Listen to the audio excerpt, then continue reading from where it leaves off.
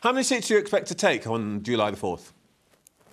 We've been clear that we think there are 4 seats where we have a particularly strong chance of winning. Holding in Brighton Pavilion, where Caroline Lucas has done a fantastic job as the local MP, and Sian Berry is our excellent candidate this time round. As you say, we're confident of winning in Bristol Central, where Carla Denyer is the candidate. And there's also 2 seats where we have a strong chance campaigning against the Conservatives, in an area where the Labour and the Liberal Democrats are very weak and not campaigning on the ground.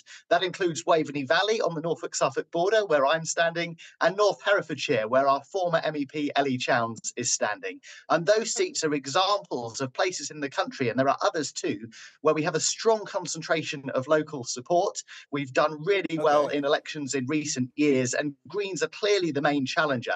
So people know that if they want to change from the current party, they can vote Green, have a strong group of Green MPs in Parliament that will push the next government to be bolder, because Keir Starmer is clearly on course for a majority. OK, Mr Ramsay, if I can just interrupt you. So the ceiling of your ambition is 4 seats. And I've always been a bit curious about this.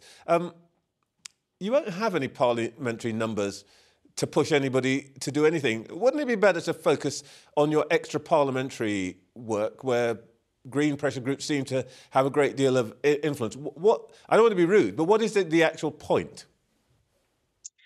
Well, Trevor, Green pressure groups do a fantastic work, and I have a background in the environmental charity sector myself.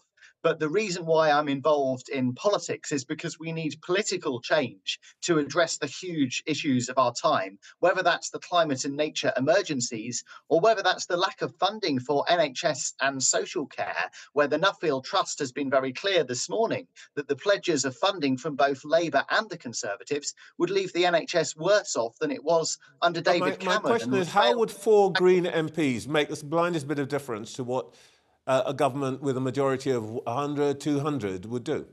Trevor, you could say that about 4 extra MPs for any party. The reason why that will make a huge difference to the Green Party is because Keir Starmer is on course for a majority. If he has a huge majority where he can continue to make U-turns as he has been on issues such as climate and public service funding, then he will continue to make those U-turns. Whereas if we have a greater diversity of voices in Parliament, including Greens as part of the political debate, we're part of the political debate in this election because broadcasters like yourselves are obliged to cover us during an election time. If we are part of the political debate inside Parliament, Keir Starmer, other parties will be forced all the time to answer questions about why are they giving licences to new oil fields like Rosebank when we face a climate emergency? Why are they not putting the funding in that's needed for NHS and social care at a time when those services are severely overstretched? We're setting out a different... Can I ask you something? May I ask you about your manifesto, the things that you will want them to do something about? You've got a series of spending plans which you say will be paid for largely by debt, about £350 billion over 5 years. And that is not far off the entire debt we incurred as a consequence of COVID. Are you serious about that? So we've set out a very serious set of proposals, which a University of Warwick professor described when our manifesto was announced the other day as economically credible. And the reason why it is because we're proposing a set of changes to the tax system, which would ask people with the broadest shoulders to pay modestly more. And it would actually address the fact that at the moment, the UK is near the bottom of the European league table in terms of the proportion of GDP that goes into tax revenue.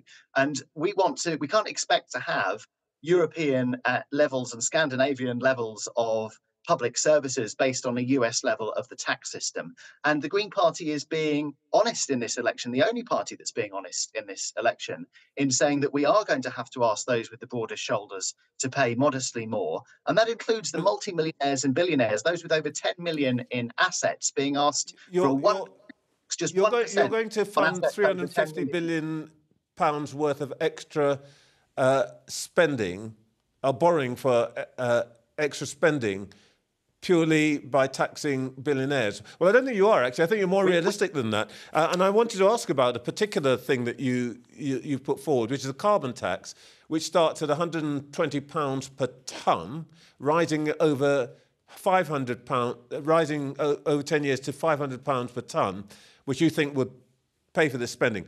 How is that going to work? If the carbon tax does its job, companies are going to emit less carbon, and over that 10 years, actually, you should be taking less. If you're taking more money on the carbon tax, then it's not working. That's a very astute question, Trevor, and something we've accounted for in our modelling. So first of all, to say you're right that we have a package of measures in our revenue proposals for how we'll bring about the funding that's needed. And yes, a carbon tax is one of those. That's about really focusing on the big polluters. For example, a tax on high carbon imports that not only undermine domestic production, which is something we really want to support in the Green Party, support UK manufacturing and a drive towards low carbon UK manufacturing and goods. But we also can be taxing the biggest polluting companies and sectors, and it's the big companies we're focusing on here. Okay. And yes, over the course of this next Parliament, we'd look to see the carbon tax rise over a period of time. But the modelling we've done accounts for the fact that, yes, over a period of time into the second Parliament, the revenues from that would fall. And the reason they'd fall is because we'll have put the investment into things like public transport, into supporting our farmers to produce more food locally, into renewable energy, things that bring the costs down and address the cost of living crisis.